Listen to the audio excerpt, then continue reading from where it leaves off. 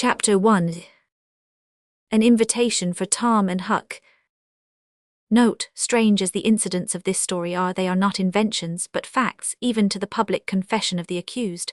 I take them from an old-time Swedish criminal trial, change the actors and transfer the scenes to America. I have added some details, but only a couple of them are important ones. Mt. Well, it was the next spring after me and Tom Sawyer set our old nigger Jim free. The time he was chained up for a runaway slave down there on Tom's uncle Silas's farm in Arkansas. The frost was working out of the ground, and out of the air too, and it was getting closer and closer on to barefoot time every day. And next it would be marble time, and next mumbletype, and next tops and hoops, and next kites, and then right away it would be summer and going in a swimming. It just makes a boy homesick to look ahead like that, and see how far off summer is. Yes, and it sets him to sighing and saddening around, and there's something the matter with him, he don't know what. But anyway, he gets out by himself and mopes and thinks. And mostly he hunts for a lonesome place high up on the hill in the edge of the woods, and sets there and looks away off on the big Mississippi down there reaching miles and miles around the points, where the timber looks smoky and dim, it's so far off and still. And everything so solemn it seems like everybody you've loved is dead and gone, and you most wish you was dead and gone too, and done with it all. Don't you know what that is? It's spring fever. That is what the name of it is, and when you've got it, you want. Oh, you don't quite know what it is you do want, but it just fairly makes your heart ache, you want it so. It seems to you that mainly what you want is to get away. Get away from the same old tedious things you're so used to seeing and so tired of, and set something new. That is the idea. You want to go and be a wanderer. You want to go wandering far away to strange countries where everything is mysterious and wonderful and romantic. And if you can't do that, you'll put up with considerable less. You'll go anywhere you can go, just so as to get away, and be thankful of the chance too. Well, me and Tom Sawyer had the spring fever, and had it bad too, but it warn't any use to think about Tom trying to get away, because, as he said, his Aunt Polly wouldn't let him quit school and go traipsing off summers wasting time, so we was pretty blue. We was setting on the front steps one day about sundown talking this way, when out comes his Aunt Polly with a letter in her hand and says, "Tom, I reckon you've got to pack up and go down to Arkansas. Your Aunt Sally wants you." I most jumped out of my skin for joy. I reckon Tom would fly at his aunt and hug her head off, but if you believe me, he sat there like a rock and never said a word. It made me fit to cry to see him act so foolish, with such a noble chance as this opening up. Why, we might lose it if he didn't speak up and show he was thankful and grateful. But he sat there and studied till I was that distressed I didn't know what to do. Then he says, very calm, and I could have shot him for it. "Well," he says, "I'm right down sorry, Aunt Polly, but I reckon I got to be excused for the present." His Aunt Polly was knocked so stupid, and so mad at the cold impudence of it, that she couldn't say a word for as much as a half a minute, and this gave me a chance to nudge Tom and whisper, "Ain't you got any sense, espeiling such a noble chance as this and throwing it away?" But he warn't disturbed. He mumbled back, "Huck Finn, do you want me to let her see how bad I want to go? Why, she'd begin to doubt right away and imagine a lot of sicknesses and dangers and objections, and first you know she'd take it all back. You lemme alone, I reckon I know how to work her." Now I never would have thought of that, but he was right. Tom Sawyer was always right, the levelest head I ever see, and always at himself and ready for anything you might spring on him. By this time his Aunt Polly was all straight again, and she let fly. She says, "I reckon I got to be excused." "You'll be excused, you will. Well, I never heard the like of it in all my days. The idea of you talking like that to me. Now take yourself off and pack your traps, and if I hear another word out of you about what you'll be excused from and what you won't, I lay I'll excuse you, with a hickory." She hit his head a thump with her thimble as we dodged by, and he let on to be whimpering as we struck for the stairs. Up in his room he hugged me, he was so out of his head for gladness because he was going travelling, and he says, "Before we get away she'll wish she hadn't let me go, but she won't know any way to get around it now. After what she said, her pride won't let her take it back." Tom was packed in 10 minutes, all except what his aunt and Mary would finish up for him. Then we waited 10 more for her to get cooled down and sweet and gentle again, for Tom said it took her 10 minutes to unruffle in times when half of her feathers was up, but 20 when they was all up, and this was one of the times when they was all up. Then we went down, being in a sweat to know what the letter said. She was sitting there in a brown study with it laying in her lap. We sat down and she says, "They're in considerable trouble down there, and they think you and Huck'll be a kind of diversion for them. Comfort, they say. Much of that they'll get out of you and Huck Finn, I reckon. There's a neighbour named Brace Dunlap that's been wanting to marry their Benny for 3 months, and at last they told him point blank and once for all he could. So he has soured on them, and they're worried about it. I reckon he's somebody they think they better be on the good side of, for they've tried to please him by hiring his no-account brother to help on the farm when they can't hardly afford it, and don't want him around anyhow. Who are the Dunlaps? They live about a mile from Uncle Silas's place, Aunt Polly. All the farmers live about a mile apart down there, and Brace Dunlap is a long sight richer than any of the others, and owns a whole grist of niggers. He's a widower, 36 years old, without any children, and is proud of his money and overbearing, and everybody is a little afraid of him. I judge he thought he could have any girl he wanted, just for the asking, and it must have set him back a good deal when he found he couldn't get Benny. Why, Benny's only half as old as he is, and just as sweet and lovely as well. You've seen her.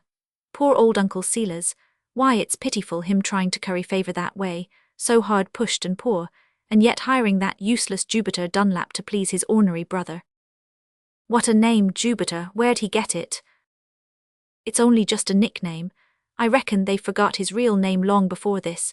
He's 27 now, and has had it ever since the first time he ever went in swimming. The school teacher seen a round brown mole the size of a dime on his left leg above his knee, and 4 little bits of moles around it when he was naked, and he said it minded him of Jupiter and his moons. And the children thought it was funny, and so they got to calling him Jupiter, and he's Jupiter yet.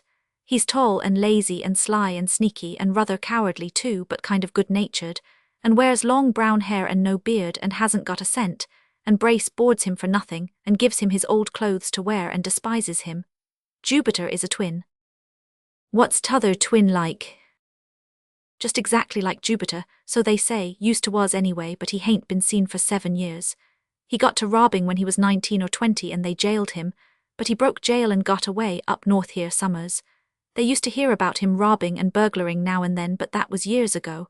He's dead now, at least that's what they say. They don't hear about him anymore. What was his name? Jake. There wasn't anything more said for a considerable while. The old lady was thinking. At last she says, "The thing that is mostly worrying your Aunt Sally is the tempers that man Jupiter gets your uncle into." Tom was astonished, and so was I. Tom says, "Tempers, Uncle Silas? Land, you must be joking. I didn't know he had any temper." "Works him up into perfect rages, your Aunt Sally says. Says he acts as if he would really hit the man sometimes." "Aunt Polly, it beats anything I ever heard of. Why, he's just as gentle as mush." Well, she's worried anyway. Says your Uncle Silas is like a changed man on account of all this quarrelling. And the neighbours talk about it and lay all the blame on your uncle, of course, because he's a preacher and hain't got any business to quarrel. Your Aunt Sally says he hates to go into the pulpit, he's so ashamed, and the people have begun to cool toward him, and he ain't as popular now as he used to was. Well, ain't it strange? Why, Aunt Polly, he was always so good and kind and moony and absent-minded and chuckle-headed and lovable. Why, he was just an angel. What can be the matter of him, do you reckon? Chapter 2. Jake Dunlap. We had powerful good luck, because we got a chance in a stern-wheeler from away north, which was bound for one of them bayous or one-horse rivers away down Louisiana way, and so we could go all the way down the upper Mississippi, and all the way down the lower Mississippi to that farm in Arkansas, without having to change steamboats at St. Louis, not so very much short of 1,000 miles at one pull. A pretty lonesome boat. There warn't but few passengers and all old folks that sat around, wide apart dozing, and was very quiet. We was 4 days getting out of the upper river, because we got aground so much. But it warn't dull, couldn't be for boys that was travelling, of course. From the very start, me and Tom allowed that there was somebody sick in the stateroom next to Ern, because the meals was always toted in there by the waiters. By and by we asked about it. Tom did, and the waiter said it was a man, but he didn't look sick. Well, but ain't he sick? I don't know, maybe he is, but 'pears to me he's just letting on. What makes you think that? Because if he was sick he would pull his clothes off some time or other, don't you reckon he would? Well, this one don't. At least he don't ever pull off his boots anyway. The mischief he do, not even when he goes to bed. Knows. It was always nuts for Tom Sawyer, a mystery was. If you'd lay out a mystery and a pie before me and him, you wouldn't have to say take your choice. It was a thing that would regulate itself. Because in my nature I have always run to pie, whilst in his nature he has always run to mystery. People are made different, and it is the best way. Tom says to the waiter. What's the man's name? Phillips. Where did he come aboard? I think he got aboard at Alexandria, up on the Iowa line. What do you reckon he's a-playing? I hain't any notion, I never thought of it. I says to myself, here's another one that runs to pie. Anything peculiar about him, the way he acts or talks? No, nothing, except he seems so scary, and keeps his doors locked night and day both, and when you knock he won't let you in till he opens the door a crack and sees who it is. By Jiminy, it's interesting, I'd like to get a look at him. Say, the next time you're going in there, don't you reckon you could spread the door and… No, indeedy, he's always behind it, he would block that game. Tom studied over it, and then he says, Looky here, you lend me your apron and let me take him his breakfast in the morning, I'll give you $25. The boy was plenty willing enough if the head steward wouldn't mind. Tom says that's all right, he reckoned he could fix it with the head steward, and he done it. He fixed it so as we could both go in with aprons on and toting victuals. He didn't sleep much, he was in such a sweat to get in there and find out the mystery about Phillips. And moreover he done a lot of guessing about it all night, which warn't no use, for if you are going to find out the facts of a thing, what's the sense in guessing out what ain't the facts and wasting ammunition? I didn't lose no sleep. I wouldn't give a dern to know what's the matter of Phillips, I says to myself. Well, in the morning we put on the aprons and got a couple of trays of truck, and Tom he knocked on the door. The man opened it a crack, and then he let us in and shut it quick. By Jackson, when we got a sight of him, we most dropped the trays, and Tom says, Why, Jupiter Dunlap, where'd you come from? Well, the man was astonished, of course, and first off he looked like he didn't know whether to be scared or glad or both or which, but finally he settled down to being glad, and then his colour come back, though at first his face had turned pretty white. So we got to talking together while he ate his breakfast, and he says, But I ain't Jupiter Dunlap. I'd just as soon tell you who I am though if you'll swear to keep mum, for I ain't no Phillips either. Tom says, We'll keep mum, but there ain't any need to tell who you are if you ain't Jupiter Dunlap. Why? Because if you ain't him you're t'other twin, Jake. You're the spittin' image of Jupiter. Well, I'm Jake, but looky here, how do you come to know us Dunlaps? Tom told about the adventures we'd had down there at his Uncle Silas's last summer, and when he see that there warn't anything about his folks, or him either for that matter, that we didn't know, he opened out and talked perfectly free and candid. He never made any bones about his own case, said he'd been a hard lot, was a hard lot yet, and reckoned he'd be a hard lot plumb to the end. He said of course it was a dangerous life, and he give a kind of gasp and set his head like a person that's listening. We didn't say anything, and so it was very still for a second or so, and there warn't no sounds but the squeaking of the woodwork and the chug-chugging of the machinery down below. Then we got him comfortable again, telling him about his people, and how Brace's wife had been dead 3 years, and Brace wanted to marry Benny and she shook him, and Jupiter was working for Uncle Silas, and him and Uncle Silas quarreling all the time, and then he let go and laughed. Land, he says, it's like old times to hear all this tittle-tattle and does me good. It's been 7 years and more since I heard any. How do they talk about me these days? Who's? The farmers and the family. Why, they don't talk about you at all, at least only just a mention once in a long time. The nation, he says surprised, why is that? Because they think you are dead long ago. No, are you speaking true? Honor bright now, he jumped up excited. Honor bright, there ain't anybody thinks you are alive. Then I'm saved, sure, I'll go home. They'll hide me and save my life, you keep mum. Swear you'll keep mum, swear you'll never, never tell on me. Oh boys, be good to a poor devil that's being hunted day and night and dasn't show his face. I've never done you any harm, I'll never do you any as God is in the heavens. Swear you'll be good to me and help me save my life. Swear you'll be good to me and help me save my life. We'd a swore it if he'd been a dog, and so we done it. Well, he couldn't love us enough for it or be grateful enough, poor cuss. It was all he could do to keep from hugging us. We talked along, and he got out a little handbag and begun to open it and told us to turn our backs. We done it, and when he told us to turn again he was perfectly different to what he was before. He had on blue goggles and the naturalist-looking long brown whiskers and mustaches you ever see. His own mother would knowed him. He asked us if he looked like his brother Jupiter now. "No," Tom said, "there ain't anything left that's like him except the long hair." "All right, I'll get that cropped close to my head before I get there. Then him and Brace will keep my secret, and I'll live with them as being a stranger, and the neighbors won't ever guess me out. What do you think?" Tom, he studied a while, then he says, "Well, of course me and Huck are going to keep Mum there, but if you don't keep Mum yourself there's going to be a little bit of a risk. It ain't much maybe, but it's a little.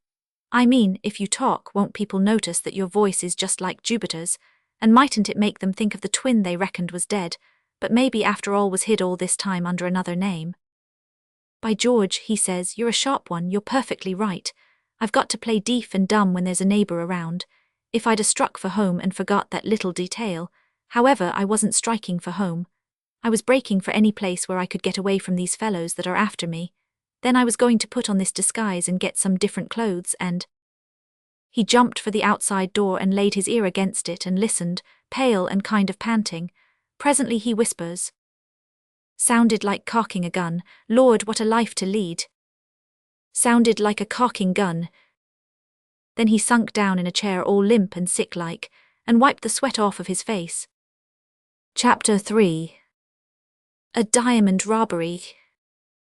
From that time out we was with him, most all the time, and one or t'other of us slept in his upper berth. He said he had been so lonesome, and it was such a comfort to him to have company, and somebody to talk to in his troubles. We was in a sweat to find out what his secret was, but Tom said the best way was not to seem anxious, then likely he would drop into it himself in one of his talks, but if we got to asking questions he would get suspicious and shet up his shell. It turned out just so. It warn't no trouble to see that he wanted to talk about it, but always along at first he would scare away from it when he got on the very edge of it, and go to talking about something else. The way it come about was this: he got to asking us kind of indifferent like about the passengers down on deck. We told him about them, but he warn't satisfied, we warn't particular enough, he told us to describe them better. Tom done it. At last, when Tom was describing one of the roughest and raggedest ones, he gave a shiver and a gasp and says, "Oh lordy, that's one of them. They're aboard sure, I just knowed it. I sort of hoped I had got away, but I never believed it. Go on."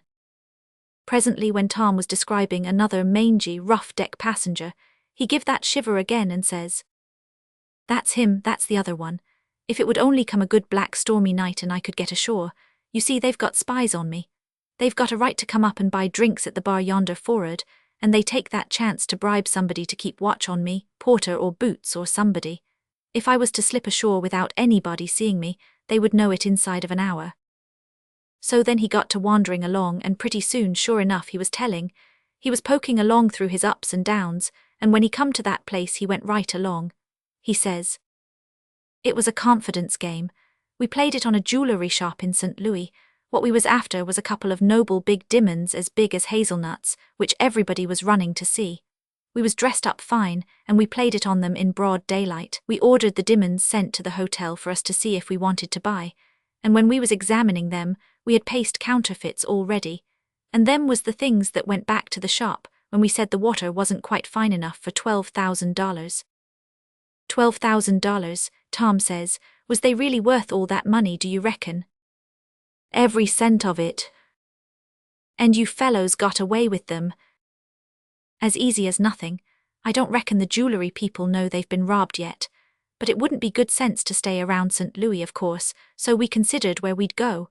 One was for going one way, one another, so we throwed up heads or tails, and the upper Mississippi one. We done up the diamonds in a paper and put our names on it and put it in the keep of the hotel clerk, and told him not to ever let either of us have it again without the others was on hand to see it done. Then we went downtown, each by his own self, because I reckon maybe we all had the same notion. I don't know for certain, but I reckon maybe we had." "What notion?" Tom says. "To rob the others." "What, one take everything, after all of you had helped to get it?" "Certainly." It disgusted Tom Sawyer, and he said it was the orneriest, low-downest thing he ever heard of, but Jake Dunlap said it warn't unusual in the profession, said when a person was in that line of business he'd got to look out for his own interest, There warn't nobody else going to do it for him. And then he went on. He says, "You see, the trouble was you couldn't divide up 2 diamonds amongst 3. If there'd been 3, but never mind about that, there warn't 3. I loafed along the back streets studying, and I says to myself, I'll hog them diamonds the first chance I get, and I'll have a disguise all ready, and I'll give the boys the slip, and when I'm safe away I'll put it on, and then let them find me if they can. So I got the false whiskers and the goggles and this countrified suit of clothes, and fetched them along back in a handbag, and when I was passing a shop where they sell all sorts of things, I got a glimpse of one of my pals through the window. It was Bud Dixon. I was glad, you bet. I says to myself, I'll see what he buys. So I kept shady and watched. Now what do you reckon it was he bought?" "Whiskers," said I. "Nose." "Goggles." "Nose." "Oh, keep still, Huck Finn, can't you? You're only just hendering all you can. What was it he bought, Jake?" "You'd never guess in the world. It was only just a screwdriver, just a wee little bit of a screwdriver." "Well, I declare, what did he want with that?" That's what I thought. It was curious. It clean stumped me. I says to myself, what can he want with that thing? Well, when he come out I stood back out of sight, and then tracked him to a second-hand slop shop, and see him buy a red flannel shirt and some old ragged clothes. Just the ones he's got on now as you've described. Then I went down to the wharf and hid my things aboard the upriver boat that we had picked out, and then started back and had another streak of luck. I seen our other pal lay in his stock of old rusty second-handers. We got the diamonds and went aboard the boat. But now we was up a stump, for we couldn't go to bed. We had to set up and watch one another. Pity, that was. Pity to put that kind of a strain on us, because there was bad blood between us from a couple of weeks back, and we was only friends in the way of business. Bad anyway, seeing there was only 2 diamonds betwixt 3 men. First we had supper, and then tramped up and down the deck together smoking till most midnight. Then we went and sat down in my stateroom and locked the doors and looked in the piece of paper to see if the diamonds was all right, then laid it on the lower berth right in full sight. And there we set, and by and by it got to be dreadful hard to keep awake.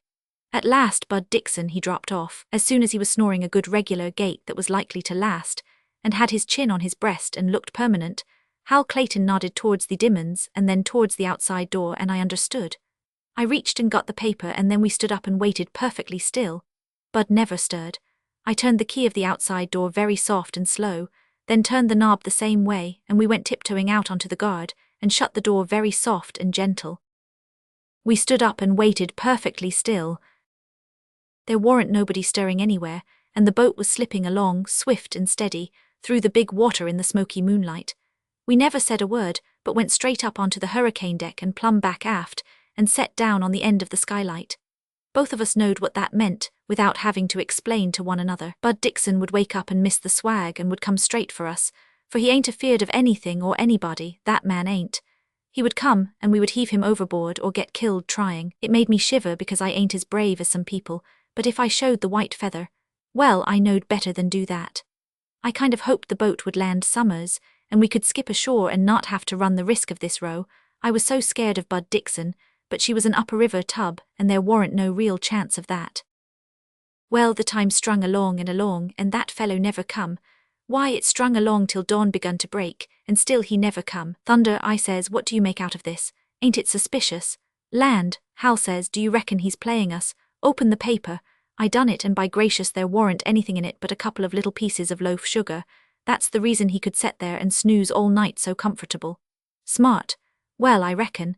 He had them 2 papers all fixed and ready, and he had put one of them in place of t'other right under our noses.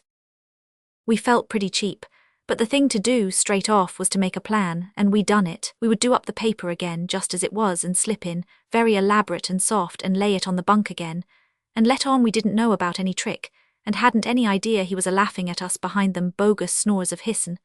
And we would stick by him, and the first night we was ashore we would get him drunk and search him, and get the diamonds, and do for him too, if it warn't too risky. If we got the swag we'd got to do for him, or he would hunt us down and do for us sure. But I didn't have no real hope. I knowed we could get him drunk, he was always ready for that, but what's the good of it? You might search him a year and never find. Well, right there I catched my breath and broke off my thought, for an idea went ripping through my head that tore my brains to rags and land, but I felt gay and good. You see, I had my boots off to unswell my feet, and just then I took up one of them to put it on, and I catched a glimpse of the heel bottom, and it just took my breath away. You remember about that puzzlesome little screwdriver?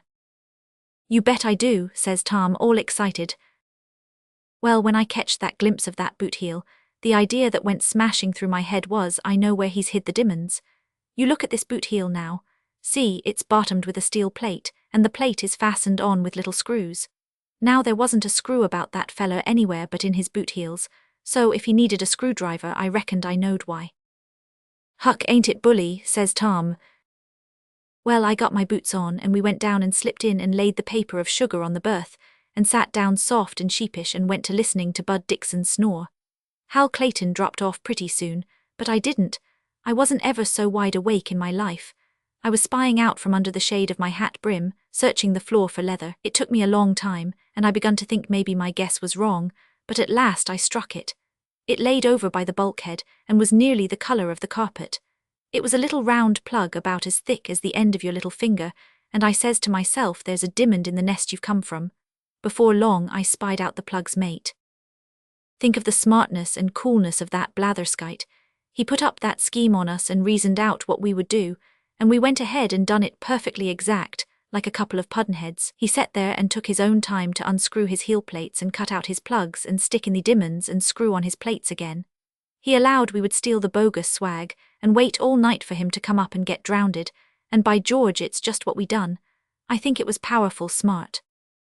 You bet your life it was, says Tom, just full of admiration. Chapter 4. The Three Sleepers. Well, all day we went through the humbug of watching one another, and it was pretty sickly business for two of us and hard to act out, I can tell you. About night we landed at one of them little Missouri towns high up toward Iowa, and had supper at the tavern, and got a room upstairs with a cot and a double bed in it. But I dumped my bag under a deal table in the dark hall, while we was moving along it to bed, single file me last, and the landlord in the lead with a tallow candle. We had up a lot of whiskey, and went to playing high-low-jack for dimes, and as soon as the whiskey begun to take hold of Bud we stopped drinking, but we didn't let him stop. We loaded him till he fell out of his chair and laid there snoring. We was ready for business now. I said we better pull our boots off and his'n too and not make any noise, then we could pull him and haul him around and ransack him without any trouble. So we done it. I set my boots and Bud's side by side where they'd be handy. Then we stripped him and searched his seams and his pockets and his socks and the inside of his boots and everything and searched his bundle. Never found any diamonds. We found the screwdriver and Hal says, "What do you reckon he wanted with that?" I said I didn't know, but when he wasn't looking I hooked it. At last Hal he looked beat and discouraged and said we'd got to give it up. That was what I was waiting for, I says. "There's one place we hain't searched." "What place is that?" he says. "His stomach." By gracious, I never thought of that. Now we're on the home stretch to a dead moral certainty. How'll we manage? "Well," I says, "just stay by him till I turn out and hunt up a drug store, and I reckon I'll fetch something that'll make them diamonds tired of the company they're keeping." He said that's the ticket, and with him looking straight at me I slid myself into Bud's boots instead of my own, and he never noticed. They was just a shade large for me, but that was considerable better than being too small. I got my bag as I went a-groping through the hall, and in about a minute I was out the back way and stretching up the river road at a 5-mile gait. And not feeling so very bad neither, walking on diamonds don't have no such effect. When I had gone 15 minutes I says to myself, there's more'n a mile behind me and everything quiet. Another 5 minutes and I says there's considerable more land behind me now, and there's a man back there that's begun to wonder what's the trouble. Another 5 and I says to myself he's getting real uneasy. He's walking the floor now. Another 5 and I says to myself there's 2.5 miles behind me and he's awful uneasy, beginning to cuss, I reckon. Pretty soon I says to myself, 40 minutes gone, he knows there's something up. 50 minutes, the truth's busting on him now. He is reckoning I found the diamonds whilst we were searching and shoved them in my pocket and never let on, yes, and he's starting out to hunt for me. He'll hunt for new tracks in the dust, and they'll as likely send him down the river as up. Just then I see a man coming down on a mule, and before I thought I jumped into the bush. It was stupid. When he got abreast he stopped and waited a little for me to come out, then he rode on again. But I didn't feel gay anymore. I says to myself I've botched my chances by that. I surely have if he meets up with Hal Clayton. Well, about 3 in the morning I fetched Alexandria and see this stern-wheeler laying there, and was very glad because I felt perfectly safe now, you know. It was just daybreak. I went aboard and got this stateroom and put on these clothes and went up in the pilot house to watch, though I didn't reckon there was any need of it. I sat there and played with my diamonds and waited for the boat to start, but she didn't. You see, they was mending her machinery, but I didn't know anything about it, not being very much used to steamboats. Walked ashore. Well, to cut the tale short, we never left there till plumb noon, and long before that I was hid in this stateroom, for before breakfast I see a man coming away off that had a gait like Hal Clayton's, and it made me just sick. I says to myself, if he finds out I'm aboard this boat, he's got me like a rat in a trap. All he's got to do is to have me watched and wait till I slip ashore, thinking he is 1,000 miles away, then slip after me and dog me to a good place and make me give up the diamonds, and then oh, I know what he'll do, ain't it awful, awful? And now to think the other one's aboard too. Oh, ain't it hard luck, boys, ain't it hard? But you'll help save me, won't you? Oh, boys, be good to a poor devil that's being hunted to death and save me. I'll worship the very ground you walk on. We turned in and soothed him down and told him we would plan for him and help him, and he needn't be so afeard. And so by and by he got to feeling kind of comfortable again, and unscrewed his heel plates and held up his diamonds this way and that, admiring them and loving them. And when the light struck into them, they was beautiful, sure. Why, they seemed to kind of bust and snap fire out all around. But all the same I judged he was a fool. If I had been him, I would have handed the diamonds to them pals and got them to go ashore and leave me alone. But he was made different. He said it was a whole fortune and he couldn't bear the idea. Twice we stopped to fix the machinery and laid a good while once in the night, but it wasn't dark enough and he was afeard to skip. But the third time we had to fix it, there was a better chance. We laid up at a country woodyard about 40 mile above Uncle Silas's place a little after 1 at night, and it was thickening up and going to storm. So Jake he laid for a chance to slide. We begun to take in wood. Pretty soon the rain come a-drenching down, and the wind blowed hard. Of course every boat hand fixed a gunny sack and put it on like a bonnet, the way they do when they are toting wood, and we got one for Jake, and he slipped down aft with his handbag and come tramping for'ard just like the rest, and walked ashore with them. And when we see him pass out of the light of the torch basket and get swallowed up in the dark, we got our breath again and just felt grateful and splendid.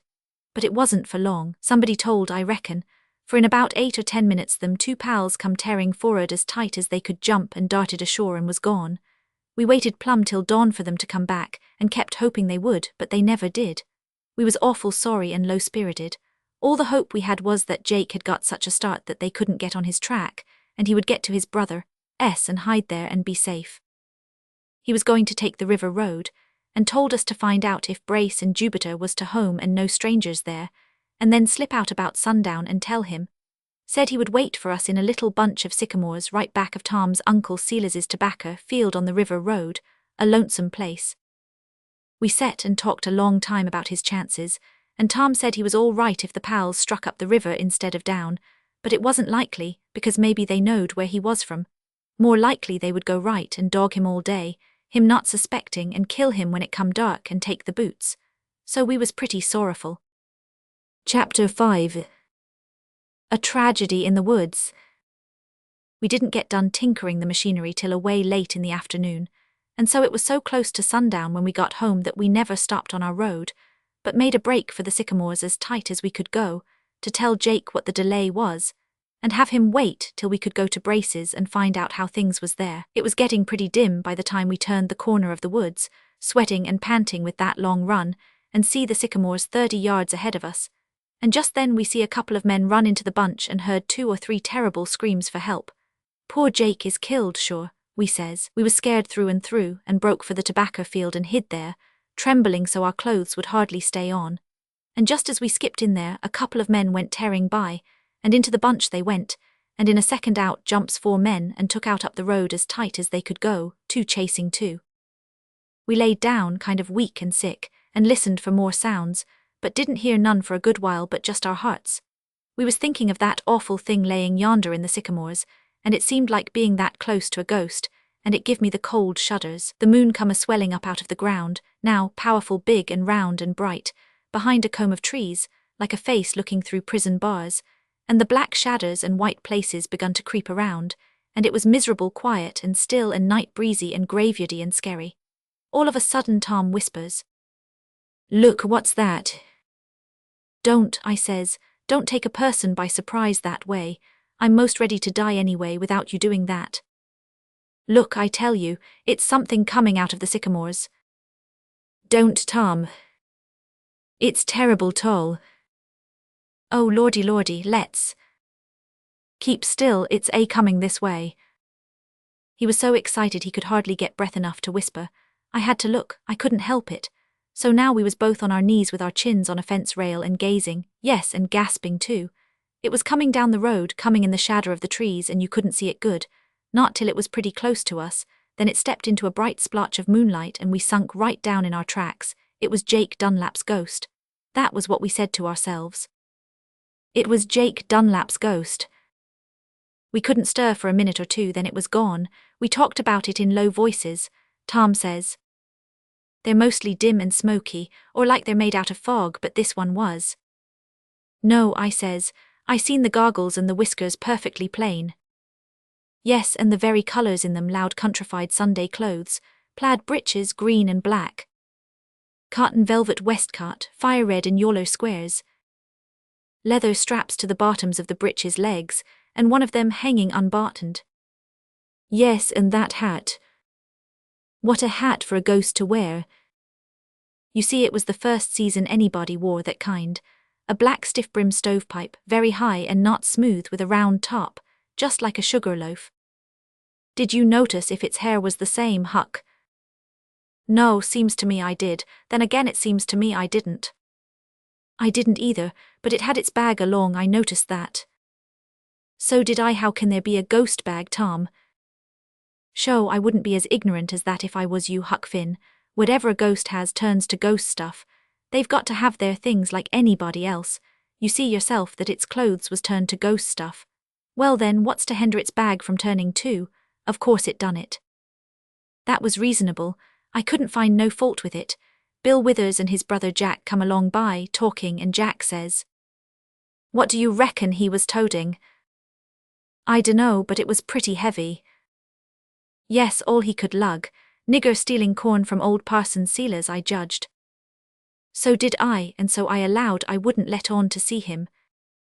"That's me too." Then they both laughed and went on out of hearing. It showed how unpopular old Uncle Sealers had got to be now. They wouldn't, let a nigger steal anybody else's corn and never done anything to him. We heard some more voices mumbling along towards us and getting louder, and sometimes a cackle of a laugh. It was Lem Beebe and Jim Lane. Jim Lane says, "Who, Jupiter Dunlap?" "Yes." "Oh, I don't know, I reckon so.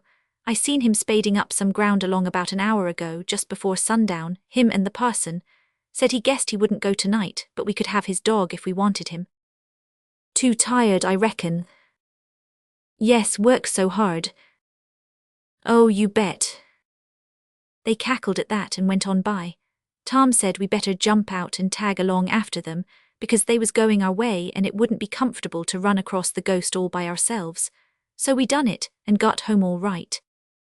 That night was the 2nd of September, a Saturday. I shan't ever forget it, you'll see why pretty soon. Chapter 6. Plans to secure the diamonds. We tramped along behind Jim and Lem till we come to the back stile where old Jim's cabin was that he was captivated in, the time we set him free, and here come the dogs piling around us to say howdy, and there was the lights of the house too. So we weren't afeard any more and was going to climb over, but Tom says, "Hold on, set down here a minute, by George." "What's the matter?" says I. "Matter enough," he says. "Wasn't you expecting we would be the first to tell the family who it is that's been killed yonder in the sycamores, and all about them rapscallions that done it, and about the diamonds they've smouched off of the corpse and painted up fine, and have the glory of being the ones that knows a lot more about it than anybody else? Why, of course, it wouldn't be you, Tom Sawyer, if you was to let such a chance go by. I reckon it ain't going to suffer none for lack of paint," I says, "when you start in to scallop the facts." "Well now," he says, perfectly calm, "what would you say if I was to tell you I ain't going to start in at all?" I was astonished to hear him talk so. I says, "I'd say it's a lie. You ain't in earnest, Tom Sawyer." "You'll soon see. Was the ghost barefooted?" "Was the ghost barefooted?" "No, it was. What of it?"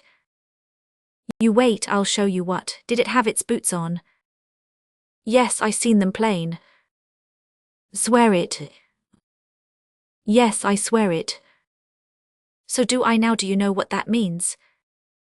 No, what does it mean? Means that them thieves didn't get the diamonds. Jiminy, what makes you think that? I don't only think it, I know it. Didn't the breeches and goggles and whiskers and handbag and every blessed thing turn to ghost stuff? Everything it had on turned, didn't it? It shows that the reason its boots turned too was because it still had them on after it started to go hunting around, and if that ain't proof that them blatherskites didn't get the boots, I'd like to know what you'd call proof. Think of that now, I never see such a head as that boy had. Why, I had eyes and I could see things, but they never meant nothing to me. But Tom Sawyer was different. When Tom Sawyer seen a thing, it just got up on its hind legs and talked to him, told him everything it knowed. I never see such a head. Tom Sawyer, I says, I'll say it again as I've said it a many a time before, I ain't fittin' to black your boots. But that's all right, that's neither here nor there. God Almighty made us all, and some he gives eyes that's blind, and some he gives eyes that can see, and I reckon it ain't none of our lookout what he done it for. It's all right, or he'd a fixed it some other way. Go on, I see plenty plain enough now that them thieves didn't get way with the diamonds. Why didn't they, do you reckon? Because they got chased away by them other two men, before they could pull the boots off of the corpse. That's so, I see it now, but looky here, Tom, why ain't we to go and tell about it? Oh shucks, Huck Finn, can't you see? Look at it. What's a-going to happen? There's going to be an inquest in the morning. Them two men will tell how they heard the yells and rushed there just in time to not save the stranger. Then the jury'll twaddle and twaddle and twaddle, and finally they'll fetch in a verdict that he got shot or stuck or busted over the head with something, and come to his death by the inspiration of God. And after they've buried him, they'll auction off his things for to pay the expenses, and then's our chance. How, Tom? Buy the boots for $2. Well, it most took my breath. My land, why, Tom will get the diamonds. You bet, someday there'll be a big reward offered for them. $1,000, sure, that's our money. Now we'll trot in and see the folks. And mind you, we don't know anything about any murder or any diamonds or any thieves, don't you forget that. I had to sigh a little over the way he had got it fixed. I'd sold them diamonds, yes sir, for $12,000, but I didn't say anything. It wouldn't done any good, I says. But what are we going to tell your Aunt Sally has made us so long getting down here from the village, Tom? Oh, I'll leave that to you, he says. I reckon you can explain it somehow. He was always just that strict and delicate. He never would tell a lie himself. We struck across the big yard, noticing this, that, and t'other thing that was so familiar, and we so glad to see it again. And when we got to the roofed big passageway betwixt the double log house and the kitchen part, there was everything hanging on the wall just as it used to was, even to Uncle Silas's old faded green baize working gown with the hood to it, and raggedy white patch between the shoulders that always looked like somebody had hit him with snowball. And then we lifted the latch and walked in. Aunt Sally, she was just a-ripping and a-tearing around, and the children was huddled in one corner, and the old man he was huddled in the other and praying for help in time of need. She jumped for us with joy and tears running down her face and give us a whacking box on the ear, and then hugged us and kissed us and boxed us again, and just couldn't seem to get enough of it. She was so glad to see us, and she says, "Where have you been a-loafing to, you good-for-nothing trash? I've been that worried about you I didn't know what to do. Your traps has been here ever so long, and I've had supper cooked fresh about 4 times so as to have it hot and good when you come, till at last my patience is just plumb wore out, and I declare why I could skin you alive. You must be starving, poor things. Set down, everybody, don't lose no more time." It was good to be there again behind all that noble corn pone and spare ribs, and everything that you could ever want in this world. Old Uncle Silas, he peeled off one of his bulliest old-time blessings, with as many layers to it as an onion, and whilst the angels was hauling in the slack of it, I was trying to study up what to say about what kept us so long. When our plates was all loaded and we'd got a-going, she asked me, and I says, "Well, you see, Mrs. Huck Finn, since when am I Mrs. to you? Have I ever been stingy of cuffs or kisses for you since the day you stood in this room, and I took you for Tom Sawyer and blessed God for sending you to me, though you told me 4,000 lies, and I believed every one of them like a simpleton? Call me Aunt Sally, like you always done." So I done it, and I says, "Well, me and Tom allowed we would come along afoot and take a smell of the woods, and we run across Lem Beeb in Jim Lane, and they asked us to go with them blackberrying tonight, and said they could borrow Jupiter Dunlap's dog, because he had told them just that minute. Where did they see him? Says the old man, and when I looked up to see how he come to take an interest in a little thing like that, his eyes was just burning into me, he was that eager. It surprised me so it kind of throwed me off, but I pulled myself together again and says, "It was when he was spading up some ground along with you, towards sundown or along there." He only said, in a kind of a disappointed way and didn't take no more interest, so I went on, I says, "Well then, as I was a-saying—" "That'll do, you needn't go no further." It was Aunt Sally. She was boring right into me with her eyes and very indignant. "Huck Finn," she says, "how'd the men come to talk about going a blackberrying in September in this region?" I see I had slipped up and I couldn't say a word. She waited, still a-gazing at me, then she says, "And how'd they come to strike that idiot idea of going a blackberrying in the night?" "Well, they told us they had a lantern and—" "Oh, shut up, do, looky here, what was they going to do with a dog? Hunt blackberries with it?" "I think, they—" "Now, Tom Sawyer, what kind of a lie are you fixing your mouth to contribute to this mess of rubbish? Speak out, and I warn you before you begin that I don't believe a word of it. You and Huck's been up to something you no business to, I know it perfectly well. I know you, both of you. Now you explain that dog and them blackberries and the lantern and the rest of that rot, and mind you talk as straight as a string, do you hear?" Tom, he looked considerable hurt, and says very dignified, "It is a pity if Huck is to be talked to that way, just for making a little bit of a mistake that anybody could make." "What mistake has he made?" "Why, only the mistake of saying blackberries when of course he meant strawberries." "Tom Sawyer, I lay if you aggravate me a little more I'll—" "Aunt Sally, without knowing it, and of course without intending it, you are in the wrong. If you'd studied natural history the way you ought, you would know that all over the world except just here in Arkansas they always hunt strawberries with a dog and a lantern." But she busted in on him there and just piled into him and snowed him under. She was so mad she couldn't get the words out fast enough, and she gushed them out in one everlasting freshet. That was what Tom Sawyer was after. He allowed to work her up and get her started, and then leave her alone and let her burn herself out. Then she would be so aggravated with that subject that she wouldn't say another word about it, nor let anybody else. Well, it happened just so. When she was tuckered out and had to hold up, he says, quite calm, "And yet, all the same, Aunt Sally—" "Shut up," she says, "I don't want to hear another word out of you." So we was perfectly safe then, and didn't have no more trouble about that delay. Tom done it elegant.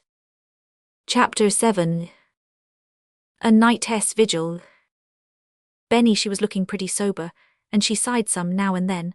But pretty soon she got to asking about Mary, and Sid, and Tom's Aunt Polly, and then Aunt Sally's clouds cleared off and she got in a good humour and joined in on the questions and was her lovingest, best self, and so the rest of the supper went along gay and pleasant.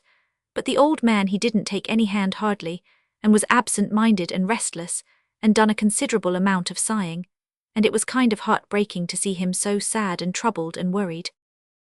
By and by, a spell after supper, come a nigger and knocked on the door and put his head in with his old straw hat in his hand, bowing and scraping, and said his Marse Brace was out at the stile and wanted his brother, and was getting tired waiting supper for him, and would Marse Silas please tell him where he was. I never see Uncle Silas speak up so sharp and fractious before. He says, "Am I his brother's keeper?" And then he kind of wilted together and looked like he wished he hadn't spoken so, and then he says very gentle, "But you needn't say that, Billy. I was took sudden and irritable, and I ain't very well these days and not hardly responsible. Tell him he ain't here." And when the nigger was gone, he got up and walked the floor, backwards and forwards, mumbling and muttering to himself and ploughing his hands through his hair. It was real pitiful to see him. Aunt Sally, she whispered to us and told us not to take notice of him. It embarrassed him. She said he was always thinking and thinking, since these troubles come on, and she allowed he didn't more'n about half know what he was about when the thinking spells was on him. And she said he walked in his sleep considerable more now than he used to, and sometimes wandered around over the house and even outdoors in his sleep, and if we catched him at it we must let him alone and not disturb him. She said she reckoned it didn't do him no harm, and maybe it done him good. She said Benny was the only one that was much help to him these days. Said Benny appeared to know just when to try to soothe him, and when to leave him alone. so he kept on tramping up and down the floor and muttering, till by and by he begun to look pretty tired. Then Benny, she went and snuggled up to his side and put one hand in his and one arm around his waist and walked with him, and he smiled down on her and reached down and kissed her. And so, little by little the trouble went out of his face and she persuaded him off to his room. They had very petting ways together, and it was uncommon pretty to see. Aunt Sally, she was busy getting the children ready for bed, so by and by it got dull and tedious, and me and Tom took a turn in the moonlight, and fetched up in the watermelon patch and ate one, and had a good deal of talk. And Tom said he'd bet the quarrelling was all Jupiter's fault, and he was going to be on hand the first time he got a chance, and see. And if it was so, he was going to do his level best to get Uncle Silas to turn him off. And so we talked and smoked and stuffed watermelons much as 2 hours, and then it was pretty late, and when we got back the house was quiet and dark, and everybody gone to bed. Smoked and stuffed watermelon. Tom, he always seen everything, and now he see that the old green baize work gown was gone, and said it wasn't gone when he went out. So he allowed it was curious, and then we went up to bed. We could hear Benny stirring around in her room, which was next to Ern, and judged she was worried a good deal about her father and couldn't sleep. We found we couldn't, neither. So we sat up a long time and smoked and talked in a low voice, and felt pretty dull and downhearted. We talked the murder and the ghost over and over again, and got so creepy and crawly we couldn't get sleepy nohow and no way. By and by, when it was away late in the night and all the sounds was late sounds and solemn, Tom nudged me and whispers to me to look, and I done it, and there we see a man poking around in the yard like he didn't know just what he wanted to do, but it was pretty dim and we couldn't see him good. Then he started for the stile, and as he went over it the moon came out strong, and he had a long-handled shovel over his shoulder, and we see the white patch on the old work gown. So Tom says, "He's a-walking in his sleep. I wish we was allowed to follow him and see where he's going to. There he's turned down by the tobacco field, out of sight now. It's a dreadful pity he can't rest no better." We waited a long time, but he didn't come back any more, or if he did he come around the other way. So at last we was tuckered out and went to sleep and had nightmares, 1,000,000 of them. But before dawn we was awake again, because meantime a storm had come up and been raging, and the thunder and lightning was awful, and the wind was a-thrashing the trees around, and the rain was driving down in slanting sheets, and the gullies was running rivers. Tom says, "Looky here, Huck, I'll tell you one thing that's mighty curious. Up to the time we went out last night, the family hadn't heard about Jake Dunlap being murdered. Now the men that chased Hal Clayton and Bud Dixon away would spread the thing around in a half an hour, and every neighbor that heard it would shin out and fly around from one farm to t'other and try to be the first to tell the news. Land, they don't have such a big thing as that to tell twice in 30 year. Huck, it's mighty strange, I don't understand it." So then he was in a fidget for the rain to let up, so we could turn out and run across some of the people, and see if they would say anything about it to us. And he said if they did we must be horribly surprised and shocked. We was out and gone the minute the rain stopped. It was just broad day then. We loafed along up the road, and now and then met a person and stopped and said howdy, and told them when we come, and how we left the folks at home, and how long we was going to stay and all that, but none of them said a word about that thing, which was just astonishing and no mistake. Tom said he believed if we went to the sycamores, we would find that body laying there solitary and alone, and not a soul around. Said he believed the men chased the thieves so far into the woods that the thieves probably seen a good chance and turned on them at last, and maybe they all killed each other, and so there wasn't anybody left to tell. First we knowed, gabbling along that away, we was right at the sycamores. The cold chills trickled down my back and I wouldn't budge another step for all Tom's persuading. But he couldn't hold in, he'd got to see if the boots was safe on that body yet. So he crope in, and the next minute out he come again with his eyes bulging, he was so excited, and says, "Huck, it's gone. Huck, it's gone." I was astonished. I says, "Tom, you don't mean it." "It's gone, sure, there ain't a sign of it. The ground is trampled some, but if there was any blood it's all washed away by the storm, for it's all puddles and slush in there."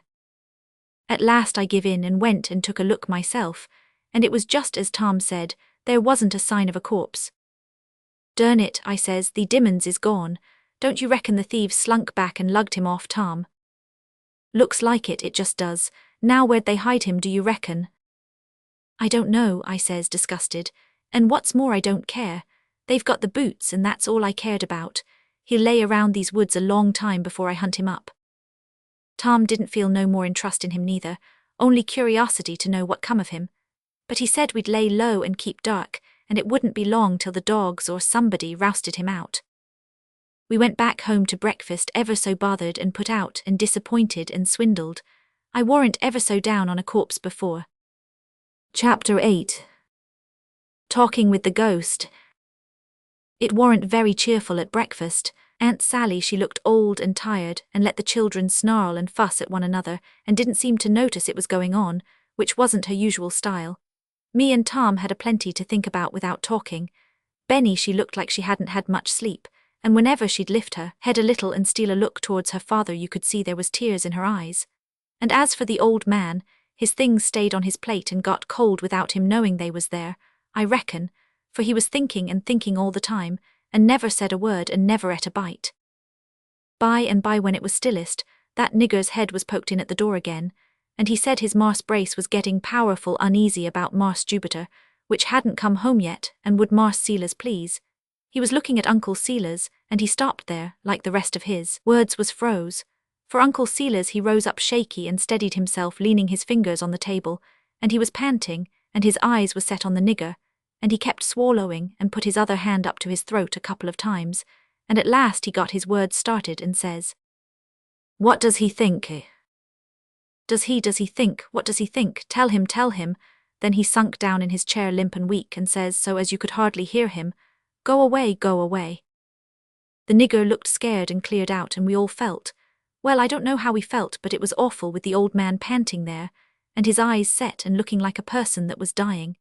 None of us could budge, but Benny she slid around soft with her tears running down and stood by his side, and nestled his old grey head up against her and begun to stroke it and pet it with her hands, and nodded to us to go away, and we done it, going out very quiet like the dead was there.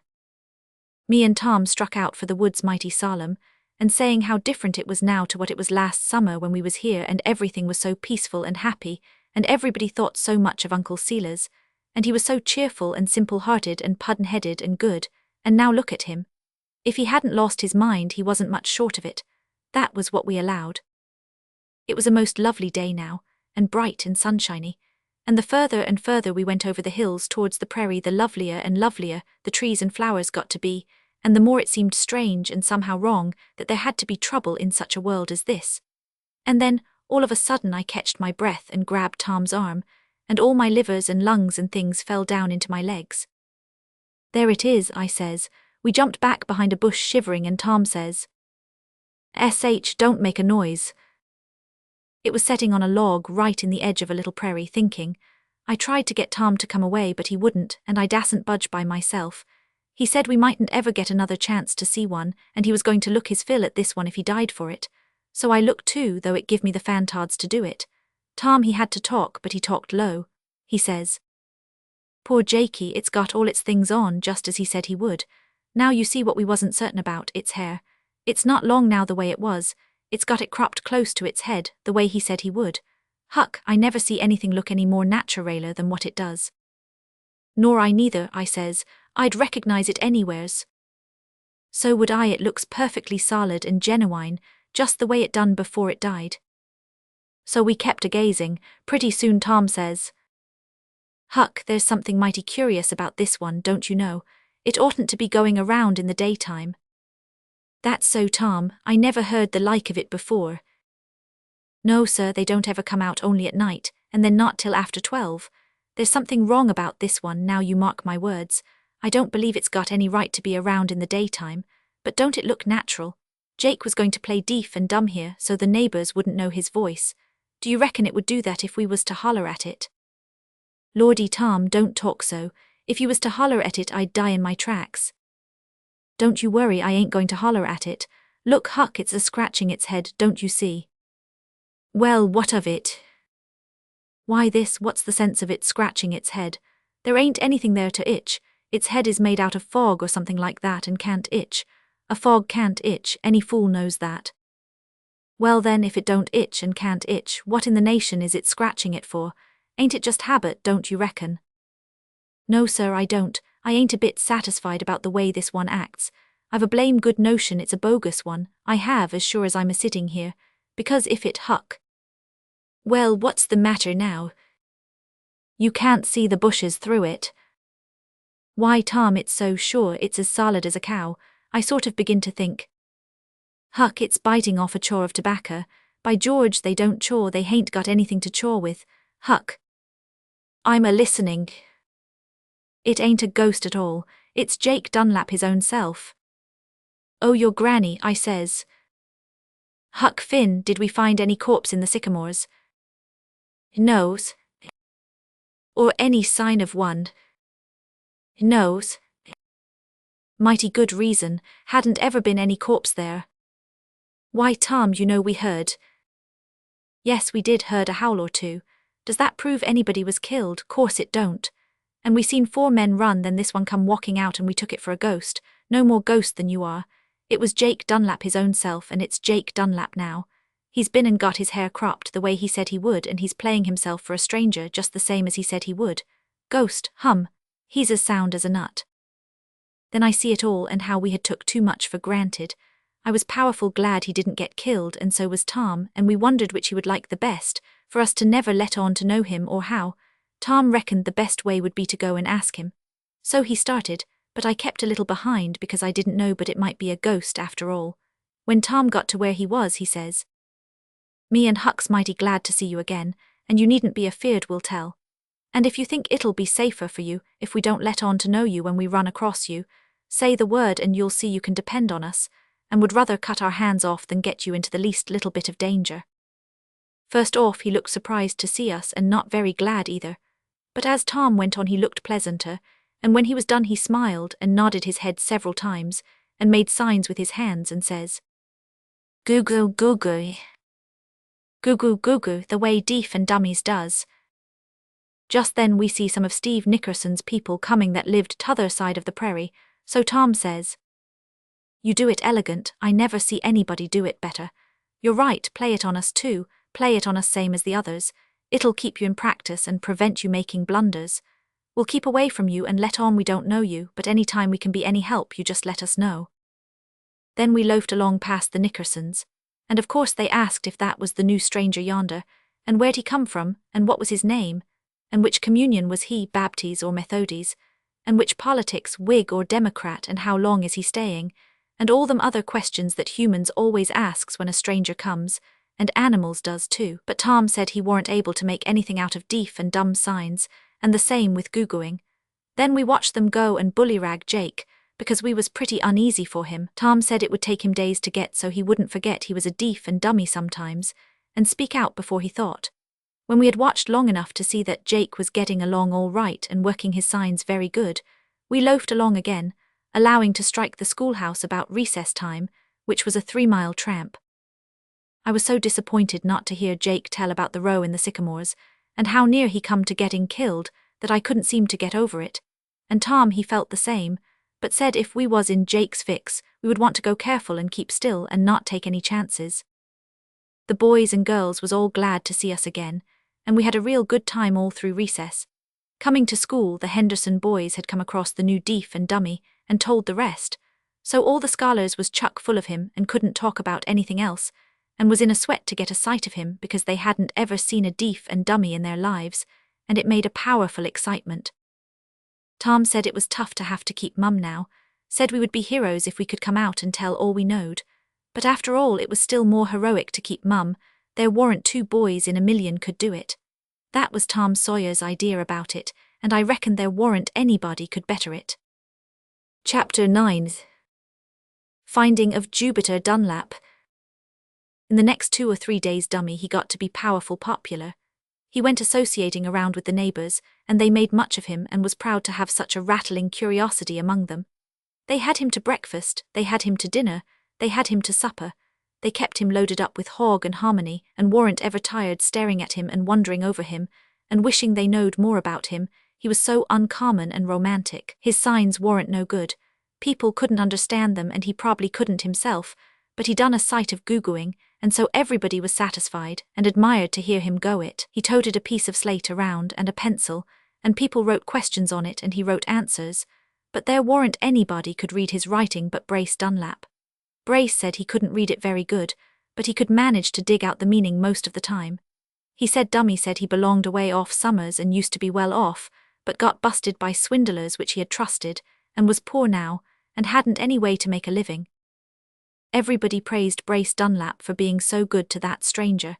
He let him have a little log cabin all to himself, and had his niggers take care of it, and fetch him all the victuals he wanted.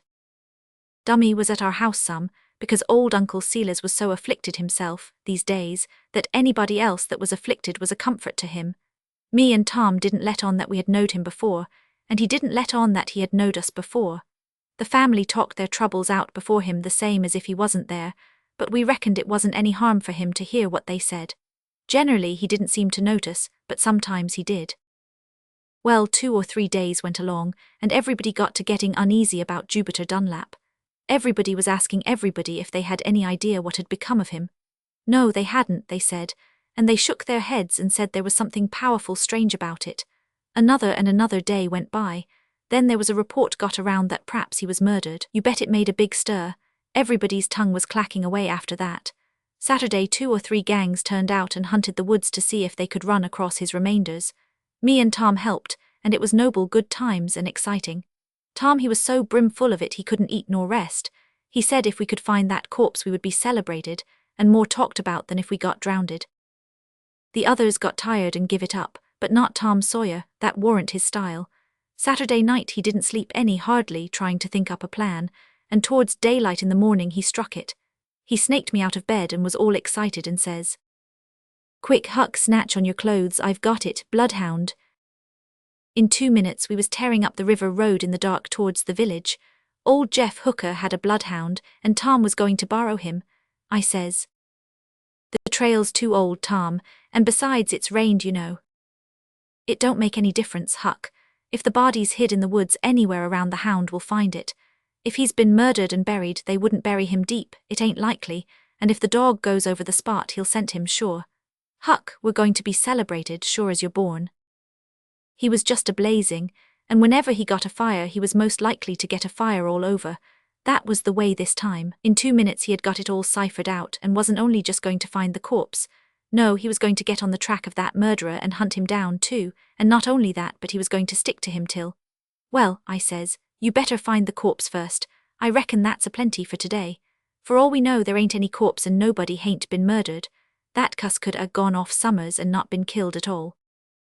That gravelled him and he says, "Huck Finn, I never see such a person as you to want to spoil everything. As long as you can't see anything hopeful in a thing you won't let anybody else. What good can it do you to throw cold water on that corpse and get up that selfish theory that there ain't been any murder? None in the world. I don't see how you can act so. I wouldn't treat you like that and you know it. Here we've got a noble good opportunity to make a reputation and—" "Oh, go ahead," I says. "I'm sorry and I take it all back. I didn't mean nothing.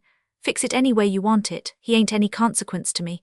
If he's killed I'm as glad of it as you are, and if he—" "I never said anything about being glad, I only—" "Well then I'm as sorry as you are. Any way you'd druther have it, that is the way I'd druther have it.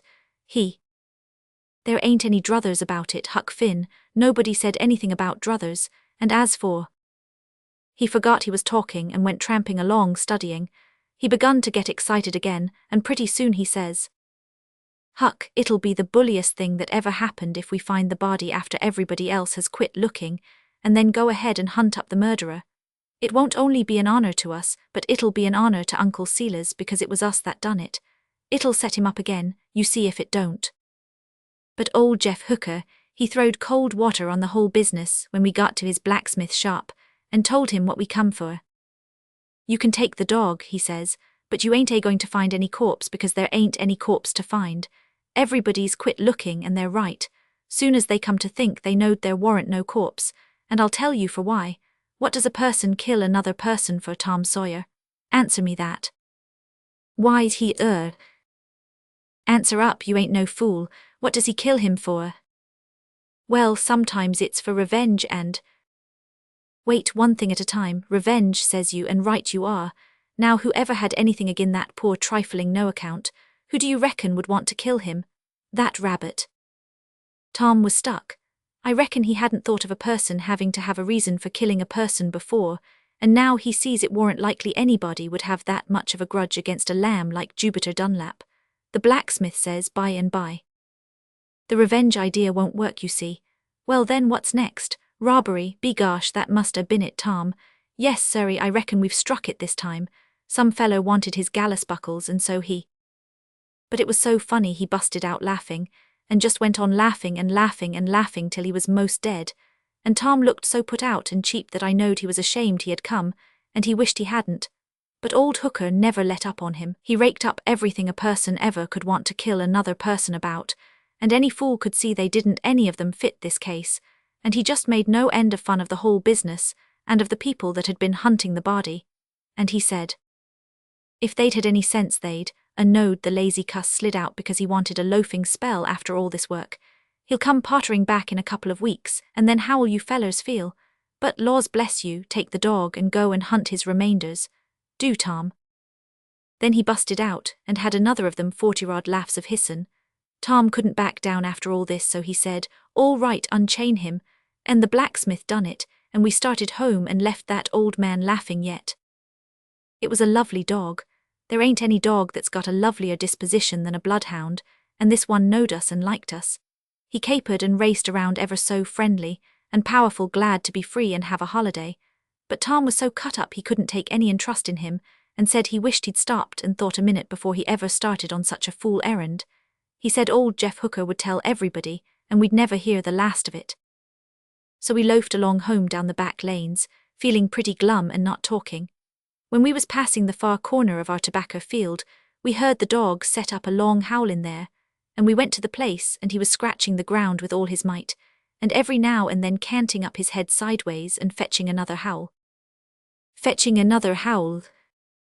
It was a long square, the shape of a grave. The rain had made it sink down and show the shape. The minute we come and stood there, we looked at one another and never said a word. When the dog had dug down only a few inches, he grabbed something and pulled it up, and it was an arm and a sleeve. Tom kind of gasped out and says, come away, Huck, it's found. I just felt awful. We struck for the road and fetched the first men that come along. They got a spade at the crib and dug out the body, and you never see such an excitement. You couldn't make anything out of the face, but you didn't need to. Everybody said, poor Jupiter, it's his clothes to the last rag. Some rushed off to spread the news and tell the justice of the peace and have an inquest, and me and Tom lit out for the house. Tom was all afire and most out of breath when we come tearing in where Uncle Silas and Aunt Sally and Benny was. Tom sung out. Me and Hux found Jupiter Dunlap's corpse all by ourselves with a bloodhound, after everybody else had quit hunting and given it up. And if it hadn't a been for us it never would a been found. And he was murdered too. They done it with a club or something like that. And I'm going to start in and find the murderer next, and I bet I'll do it. Aunt Sally and Benny sprung up pale and astonished, but Uncle Silas fell right forward out of his chair on to the floor and groans out. Oh my God, you found him now. Chapter 10. The arrest of Uncle Silas. Them awful words froze us solid. We couldn't move hand or foot for as much as half a minute. Then we kind of come to, and lifted the old man up and got him into his chair, and Benny petted him and kissed him and tried to comfort him, and poor old Aunt Sally, she done the same. But poor things, they were so broke up and scared and knocked out of their right minds that they didn't hardly know what they was about. With Tom it was awful. It most petrified him to think maybe he had got his uncle into 1,000 times more trouble than ever, and maybe it wouldn't ever happened if he hadn't been so ambitious to get celebrated and let the corpse alone the way the others done. But pretty soon he sort of come to himself again and says, Uncle Silas, don't you say another word like that. It's dangerous and there ain't a shadder of truth in it. Aunt Sally and Benny was thankful to hear him say that, and they said the same. But the old man, he wagged his head sorrowful and hopeless, and the tears run down his face, and he says, No, I done it, poor Jupiter, I done it. It was dreadful to hear him say it. Then he went on and told about it, and said it happened the day me and Tom come, along about sundown. He said Jupiter pestered him and aggravated him till he was so mad, he just sort of lost his mind and grabbed up a stick and hit him over the head with all his might, and Jupiter dropped in his tracks. Then he was scared and sorry, and got down on his knees and lifted his head up, and begged him to speak and say he wasn't dead. And before long he come to, and when he see who it was holding his head, he jumped like he was most scared to death, and cleared the fence and tore into the woods and was gone. So he hoped he wasn't hurt bad. But laws, he says, it was only just fear that gave him that last little spurt of strength, and of course it soon played out and he laid down in the bush, and there was anybody to help him and he died. Then the old man cried and grieved, and said he was a murderer and the mark of Cain was on him, and he had disgraced his family and was going to be found out and hung. But Tom said, "No, you ain't going to be found out, you didn't kill him, one lick wouldn't kill him, somebody else done it." "Oh yes," he says, "I done it, nobody else. Who else had anything against him, who else could have anything against him?"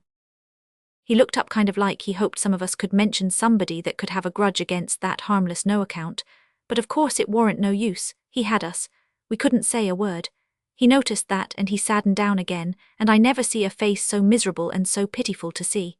Tom had a sudden idea and says, "But hold on, somebody buried him, now who?" He shut off sudden. I knowed the reason. It give me the cold shudders when he said them words, because right away I remembered about us seeing Uncle Silas prowling around with a long-handled shovel away in the night that night. And I knowed Benny seen him too, because she was talking about it one day. The minute Tom shut off he changed the subject and went to begging Uncle Silas to keep mum, and the rest of us done the same and said he must, and said it wasn't his business to tell on himself, and if he kept mum nobody would ever know. But if it was found out and any harm come to him, it would break the family's hearts and kill them, and yet never do anybody any good. So at last he promised. We was all of us more comfortable then, and went to work to cheer up the old man. We told him all he'd got to do was to keep still, and it wouldn't be long till the whole thing would blow over and be forgot. We all said there wouldn't anybody ever suspect Uncle Silas, nor ever dream of such a thing, he being so good and kind, and having such a good character. And Tom says, cordial and hearty, he says, "Why, just look at it a minute, just consider. Here is Uncle Silas all these years a preacher, at his own expense, all these years doing good with all his might and every way he can think of at his own expense all the time, always been loved by everybody and respected, always been peaceable and minding his own business, the very last man in this whole district to touch a person and everybody knows it. Suspect him? Why, it ain't any more possible than, by authority of the state of Arkansas, I arrest you for the murder of Jupiter Dunlap," shouts the sheriff at the door. It was awful. Aunt Sally and Benny flung themselves at Uncle Silas, screaming and crying, and hugged him and hung to him, and Aunt Sally said go away, she wouldn't ever give him up, they shouldn't have him, and the niggers they come crowding and crying to the door and, well, I couldn't stand it. It was enough to break a person's heart, so I got out. They took him up to the little one-horse jail in the village, and we all went along to tell him goodbye, and Tom was feeling elegant and says to me, "We'll have a most noble good time and heaps of danger some dark night getting him out of there, Huck, and it'll be talked about everywheres, and we will be celebrated." But the old man busted that scheme up the minute he whispered to him about it. He said no, it was his duty to stand whatever the law done to him, and he would stick to the jail plumb through to the end, even if there warn't no door to it. It disappointed Tom and gravelled him a good deal, but he had to put up with it. But he felt responsible and bound to get his Uncle Silas free, and he told Aunt Sally, the last thing, not to worry, because he was going to turn in and work night and day and beat this game and fetch Uncle Silas out innocent, and she was very loving to him and thanked him and said she knowed he would do his very best. And she told us to help Benny take care of the house and the children, and then we had a good-bye cry all around and went back to the farm, and left her there to live with the jailer's wife a month till the trial in October. Chapter 11. Tom Sawyer discovers the murderers. Well, that was a hard month on us all. Poor Benny, she kept up the best she could, and me and Tom tried to keep things cheerful there at the house, but it kind of went for nothing, as you may say. It was the same up at the jail. We went up every day to see the old people, but it was awful dreary, because the old man warn't sleeping much, and was walking in his sleep considerable, and so he got to looking fagged and miserable, and his mind got shaky, and we all got afraid his troubles would break him down and kill him, and whenever we tried to persuade him to feel cheerfuler, he only shook his head and said, if we only knowed what it was to carry around a murderer's load in your heart, we wouldn't talk that way. Tom and all of us kept telling him it wasn't murder but just accidental killing, but it never made any difference, it was murder, and he wouldn't have it any other way. He actually begun to come out plain and square towards trial time and acknowledge that he tried to kill the man. Why, that was awful, you know. It made things seem 50 times as dreadful, and there warn't no more comfort for Aunt Sally and Benny. But he promised he wouldn't say a word about his murder when others was around, and we was glad of that. Kept me up most all night. Tom Sawyer racked the head off of himself all that month trying to plan some way out for Uncle Silas, and many's the night he kept me up most all night with this kind of tiresome work, but he couldn't seem to get on the right track no way. As for me, I reckoned a body might as well give it up, it all looked so blue and I was so downhearted, but he wouldn't. He stuck to the business right along, and went on planning and thinking and ransacking his head. So at last the trial come on towards the middle of October, and we was all in the court. The place was jammed, of course. Poor old Uncle Silas, he looked more like a dead person than a live one, his eyes was so hollow, and he looked so thin and so mournful. Benny she sat on one side of him and Aunt Sally on the other, and they had veils on and was full of trouble. But Tom he sat by our lawyer and had his finger in everywheres, of course. The lawyer let him, and the judge let him. He most took the business out of the lawyer's hands sometimes, which was well enough because that was only a mud turtle of a back settlement lawyer, and didn't know enough to come in when it rains, as the saying is. They swore in the jury, and then the lawyer for the prostitution got up and begun. He made a terrible speech against the old man that made him moan and groan, and made Benny and Aunt Sally cry. The way he told about the murder kind of knocked us all stupid, it was so different from the old man's tale. He said he was going to prove that Uncle Silas was seen to kill Jupiter Dunlap by 2 good witnesses, and done it deliberate, and said he was going to kill him the very minute he hit him with the club, and they seen him hide Jupiter in the bushes, and they seen that Jupiter was stone dead, and said Uncle Silas come later and lugged Jupiter down into the tobacco field, and 2 men seen him do it, and said Uncle Silas turned out away in the night and buried Jupiter, and a man seen him at it. I says to myself, poor old Uncle Silas has been lying about it because he reckoned nobody seen him, and he couldn't bear to break Aunt Sally's heart and Benny's, and right he was. As for me, I would lied the same way, and so would anybody that had any feeling, to save them such misery and sorrow which they warn't no ways responsible for. Well, it made our lawyer look pretty sick, and it knocked Tom silly too for a little spell, but then he braced up and let on that he warn't worried, but I knowed he was all the same. And the people, but it made a stir amongst them. Our lawyer, and when that lawyer was done telling the jury what he was going to prove, he sat down and begun to work his witnesses. First, he called a lot of them to show that there was bad blood betwixt Uncle Silas and the diseased, and they told how they had heard Uncle Silas threaten the diseased, at one time and another, and how it got worse and everybody was talking about it, and how diseased got afraid of his life, and told 2 or 3 of them he was certain Uncle Silas would up and kill him some time or another. Tom and our lawyer asked them some questions, but it warn't no use, they stuck to what they said.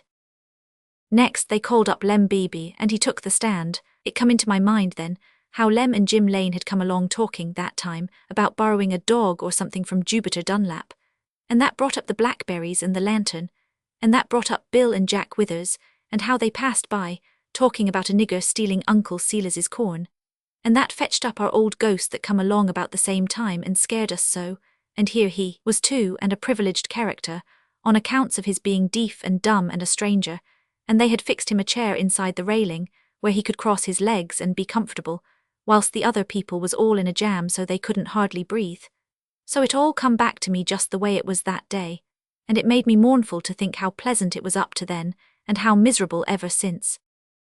Lem Beebe sworn said, I was a-coming along that day 2nd of September, and Jim Lane was with me, and it was towards sundown, and we heard loud talk like quarrelling, and we was very close, only the hazel bushes between that's along the fence, and we heard a voice say, I've told you more'n once I'd kill you, and knowed it was this prisoner's voice, and then we see a club come up above the bushes and down out of sight again, and heard a smashing thump and then a groan or 2, and then we crope soft to where we could see, and there lay Jupiter Dunlap dead, and this prisoner standing over him with the club, and the next he hauled the dead man into a clump of bushes and hid him, and then we stooped low to be out of sight and got away.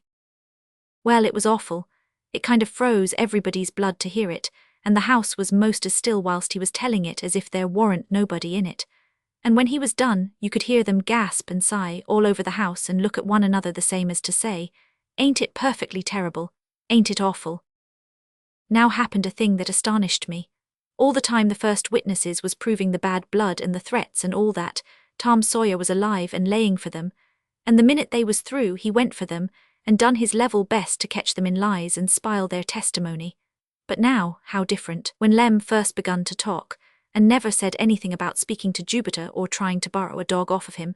He was all alive and laying for Lem, and you could see he was getting ready to cross-question him to death pretty soon. And then I judged him and me would go on the stand by and tell what we heard him and Jim Lane say. But the next time I looked at Tom I got the cold shivers.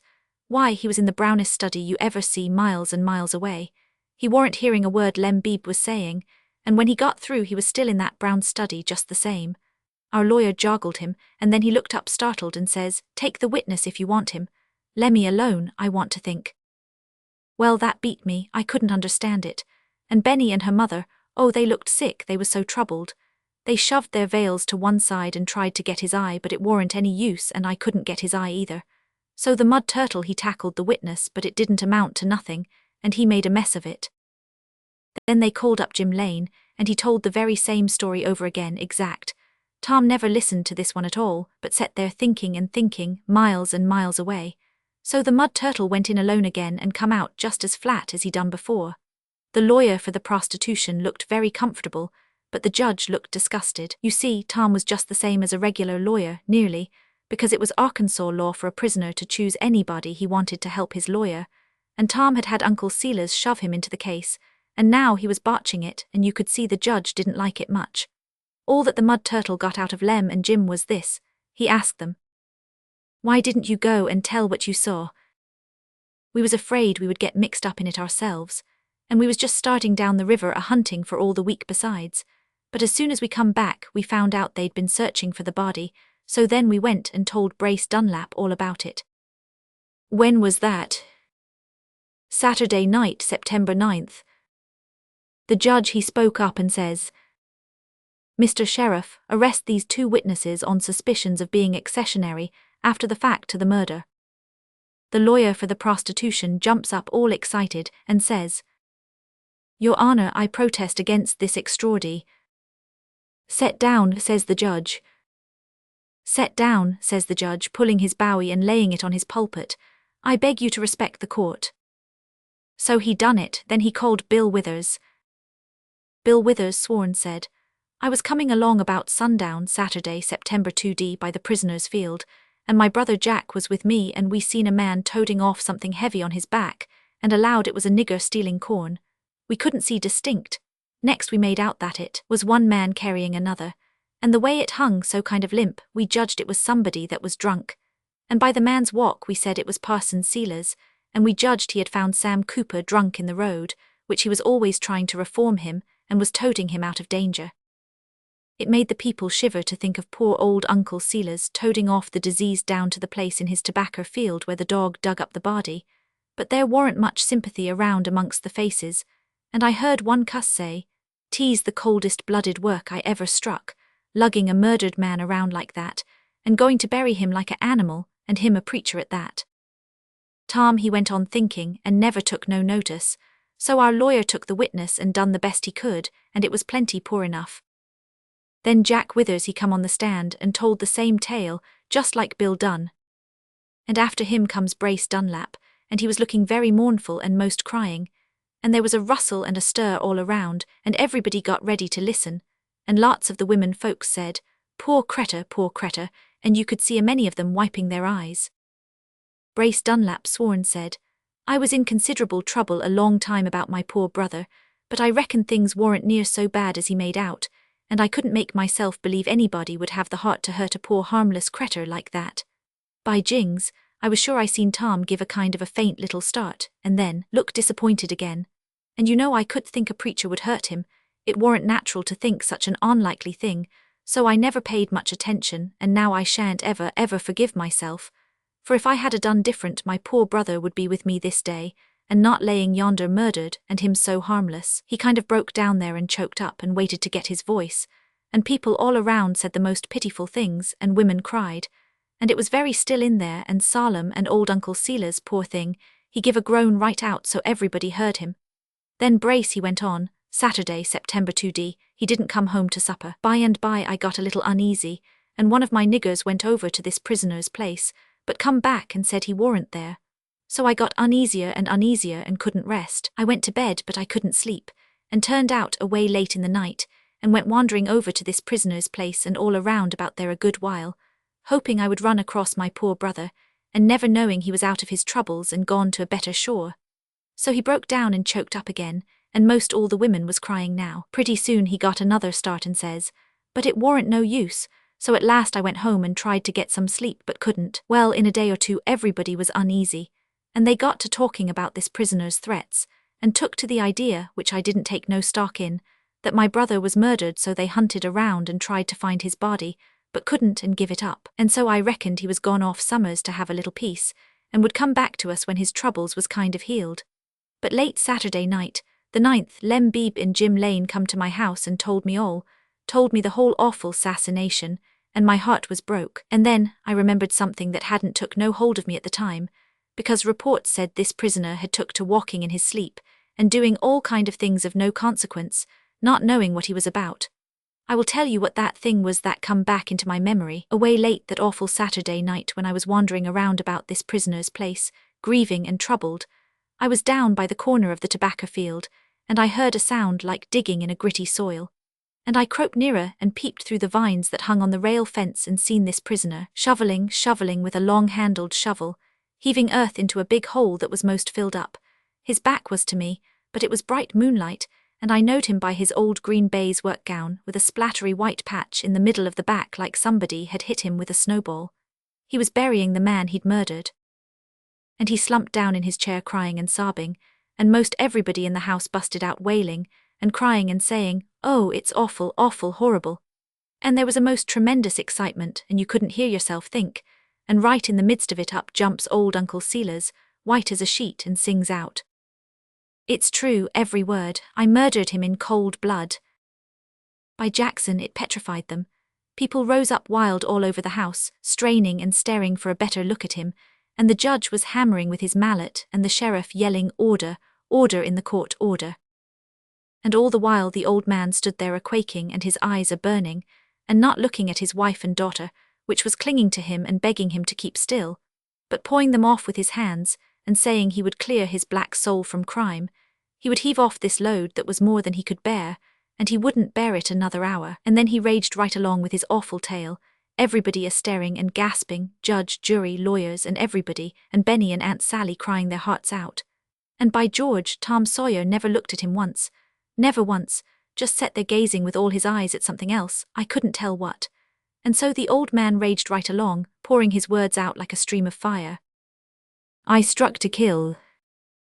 I killed him, I am guilty, but I never had the notion in my life to hurt him or harm him, spite of all them lies about my threatening him, till the very minute I raised the club, then my heart went cold. Then the pity all went out of it and I struck to kill. In that one moment all my wrongs come into my mind. All the insults that that man and the scoundrel his brother there had put upon me, and how they laid in together to ruin me with the people, and take away my good name, and drive me to some deed that would destroy me and my family that hadn't ever done them no harm, so help me God. And they done it in a mean revenge, for why? Because my innocent pure girl here at my side wouldn't marry that rich, insolent, ignorant coward Brace Dunlap, who's been snivelling here over a brother he never cared a brass farthing for. I see Tom give a jump and look glad this time, to a dead certainty, and in that moment I've told you about, I forgot my God and remembered only my heart's bitterness. God forgive me, and I struck to kill. In 1 second I was miserably sorry, filled with remorse, but I thought of my poor family, and I must hide what I'd done for their sakes, and I did hide that corpse in the bushes, and presently I carried it to the tobacco field, and in the deep night I went with my shovel and buried it where. Up jumps Tom and shouts, "Now I've got it," and waves his hand, ever so fine and starchy, towards the old man and says, "Set down, a murder was done, but you never had no hand in it. A murder was done." Well, sir, you could have heard a pin drop. And the old man he sunk down kind of bewildered in his seat, and Aunt Sally and Benny didn't know it, because they were so astonished and staring at Tom with their mouths open and not knowing what they was about. And the whole house the same. I never seen people look so helpless and tangled up, and I hain't ever seen eyes bug out and gaze without a blink the way Thern did. Tom says, perfectly calm, "Your Honor, may I speak?" "For God's sake, yes, go on," says the judge, so astonished and mixed up he didn't know what he was about hardly. Then Tom he stood there and waited a second or two, that was for to work up an effect, as he calls it, Then he started in just as calm as ever and says, "For about 2 weeks now there's been a little bill sticking on the front of this courthouse offering $2,000 reward for a couple of big diamonds, stole at St. Louis. Them diamonds is worth $12,000, but never mind about that till I get to it. Now about this murder, I will tell you all about it, how it happened, who done it, every detail." You could see everybody nestle now, and begin to listen for all they was worth. This man here, Brace Dunlap, that's been snivelling so about his dead brother that you know he never cared a straw for, wanted to marry that young girl there, and she wouldn't have him. So he told Uncle Silas he would make him sorry. Uncle Silas knowed how powerful he was, and how little chance he had against such a man, and he was scared and worried, and done everything he could think of to smooth him over and get him to be good to him. He even took his no-account brother Jupiter on the farm and give him wages and stinted his own family to pay them. And Jupiter done everything his brother could contrive to insult Uncle Silas and fret and worry him, and try to drive Uncle Silas into doing him a hurt, so as to injure Uncle Silas with the people. And it done it. Everybody turned against him and said the meanest kind of things about him, and it gradually broke his heart. Yes, and he was so worried and distressed that often he warn't hardly in his right mind. Well, on that Saturday that we've had so much trouble about, 2 of these witnesses here, Lem Beebe and Jim Lane, come along by where Uncle Silas and Jupiter Dunlap was at work. And that much of what they've said is true, the rest is lies. They didn't hear Uncle Silas say he would kill Jupiter, they didn't hear no blow struck, they didn't see no dead man, and they didn't see Uncle Silas hide anything in the bushes. Look at them now, how they sat there, wishing they hadn't been so handy with their tongues. Anyway, they'll wish it before I get done. That same Saturday evening Bill and Jack Withers did see one man lugging off another one. That much of what they said is true, and the rest is lies. First off, they thought it was a nigger stealing Uncle Silas's corn. You notice it makes them look silly now, to find out somebody overheard them say that. That's because they found out by and by who it was that was doing the lugging, and they know best why they swore here that they took it for Uncle Silas by the gate, which it wasn't, and they knowed it when they swore to that lie.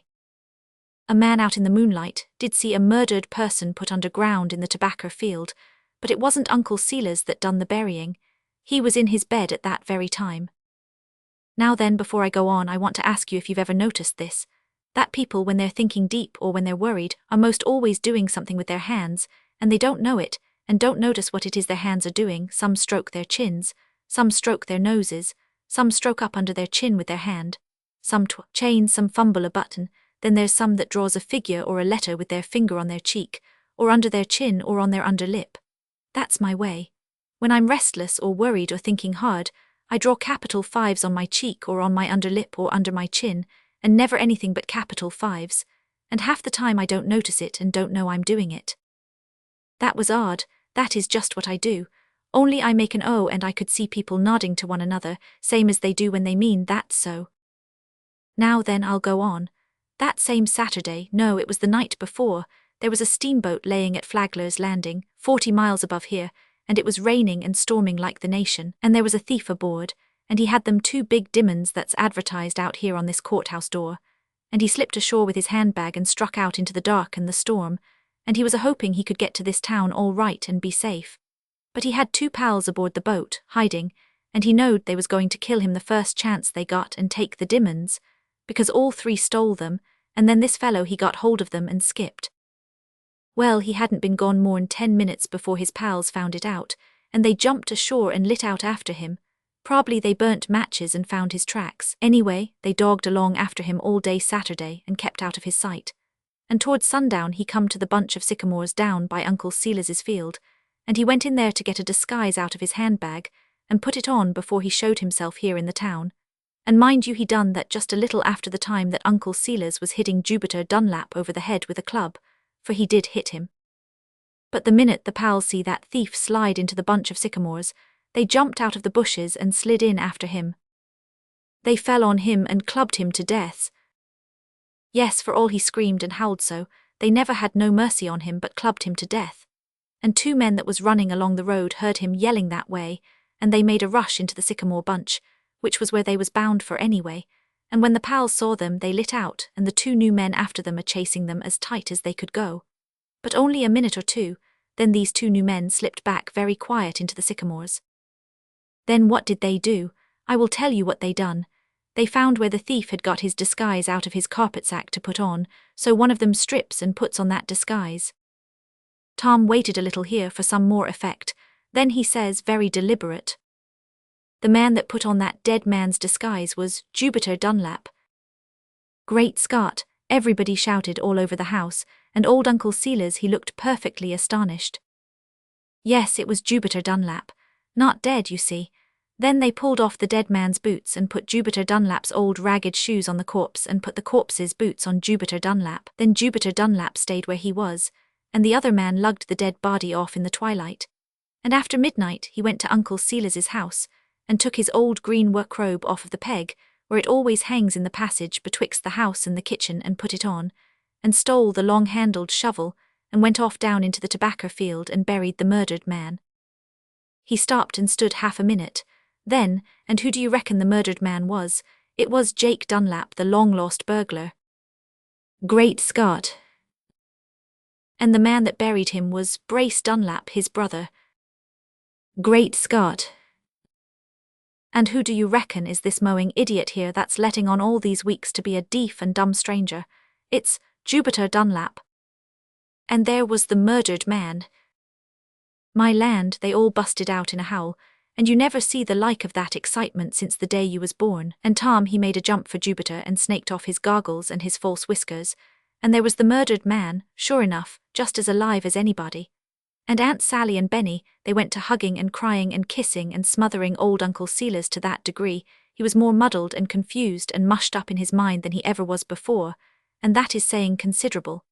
And next people begun to yell, Tom Sawyer, shut up everybody and let him go on, Tom Sawyer. Which made him feel uncommon bully. For it was nuts for Tom Sawyer to be a public character that-a-way, and a hero as he calls it. So when it was all quiet he says, "There ain't much left, only this. When that man there, Bruce Dunlap, had most worried the life and sense out of Uncle Silas till at last he plumb lost his mind and hit this other blatherskite, his brother, with a club, I reckon he seen his chance. Jupiter broke for the woods to hide, and I reckon the game was for him to slide out in the night and leave the country. Then Brace would make everybody believe Uncle Silas killed him and hid his body summers, and that would ruin Uncle Silas and drive him out of the country, hang him maybe, I dunno. But when they found their dead brother in the sycamores without knowing him, because he was so battered up, they see they had a better thing, disguise both and bury Jake and dig him up presently all dressed up in Jupiter's clothes, and hire Jim Lane and Bill Withers and the others to swear to some handy lies, which they done. And there they set now, and I told them they would be looking sick before I got done, and that is the way they're looking now. Well, me and Huck Finn here, we come down on the boat with the thieves, and the dead one told us all about the demons, and said the others would murder him if they got the chance, and we was going to help him all we could. We was bound for the sycamores when we heard them killing him in there, but we was in there in the early morning after the storm and allowed nobody hadn't been killed after all. And when we see Jupiter Dunlap here spreading around in the very same disguise Jake told us he was going to wear, we thought it was Jake his own self, and he was goo-gooing deaf and dumb, and that was according to agreement. Well, me and Huck went on hunting for the corpse after the others quit, and we found it, and was proud too, but Uncle Silas he knocked us crazy by telling us he killed the man, so we was mighty sorry we found the body, and was bound to save Uncle Silas's neck if we could, and it was going to be tough work too, because he wouldn't let us break him out of prison the way we done with our old nigger Jim. I done everything I could the whole month to think up some way to save Uncle Silas, but I couldn't strike a thing. So when we come into court today I come empty, and couldn't see no chance anywheres, but by and by I had a glimpse of something that set me thinking, just a little wee glimpse, only that and not enough to make sure. But it set me thinking hard, and watching when I was only letting on to think, and by, sure enough, when Uncle Silas was piling out that stuff about him killing Jupiter Dunlap, I catched that glimpse again, and this time I jumped up and shut down the proceedings, because I knowed Jupiter Dunlap was a-setting here before me. I knowed him by a thing which I seen him do, and I remembered it. I'd seen him do it when I was here a year ago. He stopped then and studied a minute, laying for an effect. I knowed it perfectly well. Then he turned off like he was going to leave the platform, and says, kind of lazy and indifferent, "Well, I believe that is all. Why, you never heard such a howl, and it come from the whole house. What was it you seen him do? Stay where you are, you little devil. You think you are going to work a body up till his mouth's a watering and stop there. What was it he done? That was it, you see, he just done it to get an effect. You couldn't pulled him off of that platform with a yoke of oxen. Oh, it wasn't anything much, he says. I seen him looking a little excited when he found Uncle Silas was actually fixing to hang himself for a murder that warn't ever done, and he got more and more nervous and worried, I watching him sharp but not seeming to look at him, and all of a sudden his hands begun to work and fidget, and pretty soon his left crept up and his finger drawed across on his cheek, and then I had him. Well, then they ripped and howled and stomped and clapped their hands, till Tom Sawyer was that proud and happy, he didn't know what to do with himself. And then the judge he looked down over his pulpit and says, "My boy, did you see all the various details of this strange conspiracy and tragedy that you've been describing?" "No, Your Honor, I didn't see any of them." "Didn't see any of them? Why, you've told the whole history straight through, just the same as if you'd seen it with your eyes. How did you manage that?" Tom says, kind of easy and comfortable. "Oh, just noticing the evidence and piecing this and that together, Your Honor. Just an ordinary little bit of detective work. Anybody could done it." "Nothing of the kind, not 2 in a million could done it. You are a very remarkable boy." Then they let go and give Tom another smashing round, and he wouldn't sold out for a silver mine. Then the judge says, "But are you certain you've got this curious history straight?" "Perfectly, Your Honor. Here is Brace Dunlap. Let him deny his share of it if he wants to take the chance. I'll engage to make him wish he hadn't said anything. Well, you see he's pretty quiet, and his brother's pretty quiet, and them 4 witnesses that lied so and got paid for it, they're pretty quiet. And as for Uncle Silas, it ain't any use for him to put in his oar, I wouldn't believe him under oath." Well, sir, that fairly made them shout, and even the judge he let go and laughed. Tom, he was just feeling like a rainbow. When they was done laughing, he looks up at the judge and says, "Your Honor, there's a thief in this house." "A thief?" "Yes, sir, and he's got them $12,000 diamonds on him." By gracious, but it made a stir. Everybody went shouting, "Which is him, which is him, p'int him out." And the judge says, "Point him out, my lad. Sheriff, you will arrest him. Which one is it?" Tom says, "This late dead man here, Jupiter Dunlap." Then there was another thundering let go of astonishment and excitement, but Jupiter, which was astonished enough before, was just fairly putrefied with astonishment this time, and he spoke up, about half crying, and says, "Now that's a lie, Your Honor, it ain't fair, I'm plenty bad enough without that. I done the other things, Brace he put me up to it and persuaded me and promised he'd make me rich some day, and I done it, and I'm sorry I done it and I wished I hadn't, but I hain't stole no diamonds and I hain't got no diamonds. I wished I may never stir if it ain't so. The sheriff can search me and see." Tom says, "Your Honor, it wasn't right to call him a thief, and I'll let up on that a little. He did steal the diamonds, but he didn't know it. He stole them from his brother Jake when he was laying dead, after Jake had stole them from the other thieves.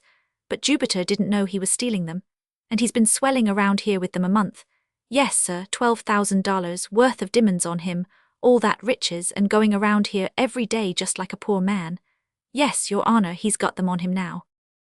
The judge spoke up and says, "Search him, Sheriff." Searched his seams and his pockets and his socks. Well, sir, the sheriff he ransacked him high and low and everywhere, searched his hat, socks, seams, boots, everything, and Tom he stood there quiet, laying for another of them effects of hissin'. Finally the sheriff he give it up and everybody looked disappointed, and Jupiter says, "There now, what I tell you." And the judge says, "It appears you were mistaken this time, my boy." Then Tom took an attitude and let on to be studying with all his might and scratching his head. Then all of a sudden he glanced up chipper and says, "Oh, now I've got it, I'd forgot." Which was a lie, and I knowed it. Then he says, "Will somebody be good enough to lend me a little small screwdriver? There was one in your brother's handbag that you smouched, Jupiter, but I reckon you didn't fetch it with you." "No, I didn't want it and I give it away." "That's because you didn't know what it was for." Jupiter had his boots on again by now, and when the thing Tom wanted was passed over the people's heads till it got to him, he says to Jupiter, Put up your foot on this chair, and he kneeled down and begun to unscrew the heel plate, everybody watching. And when he got that big diamond out of that boot heel and held it up and let it flash and blaze and squirt sunlight every which way, it just took everybody's breath. And Jupiter, he looked so sick and sorry you never see the like of it. And when Tom held up the other diamond, he looked sorrier than ever. Land, he was thinking how he would skipped out and been rich and independent in a foreign land, if he'd only had the luck to guess what the screwdriver was in the carpet bag for. Well, it was a most exciting time, take it all around, and Tom got cords of glory. The judge took the diamonds and stood up in his pulpit and cleared his throat and shoved his spectacles back on his head and says, "I'll keep them and notify the owners, and when they send for them, it will be a real pleasure to me to hand you the $2,000, for you've earned the money. Yes, and you've earned the deepest and most sincerest thanks of this community besides, for lifting a wronged and innocent family out of ruin and shame, and saving a good and honorable man from a felon's death, and for exposing to infamy and the punishment of the law a cruel and odious scoundrel and his miserable creatures. Well, sir, if there'd been a brass band to bust out some music, then it would been just the perfectest thing I ever see, and Tom Sawyer he said the same." Then the sheriff he nabbed Brace Dunlap and his crowd, and by next month the judge had them up for trial and jailed the whole lot, and everybody crowded back to Uncle Silas's little old church, and was ever so loving and kind to him and the family, and couldn't do enough for them. And Uncle Silas, he preached them the blamedest, jumbledest, idiotic sermons you ever struck, and would tangle you up so you couldn't find your way home in daylight. But the people never let on but what they thought it was the clearest and brightest and elegantest sermons that ever was, and they would set there and cry for love and pity. But by George, they give me the jim-jams and the fantards and caked up what brains I had and turned them solid.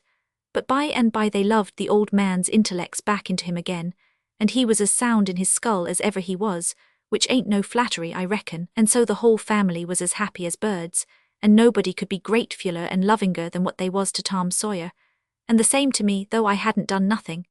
And when the $2,000 come, Tom give half of it to me and never told anybody so, which didn't surprise me because I knowed him. Tom give half of it to me,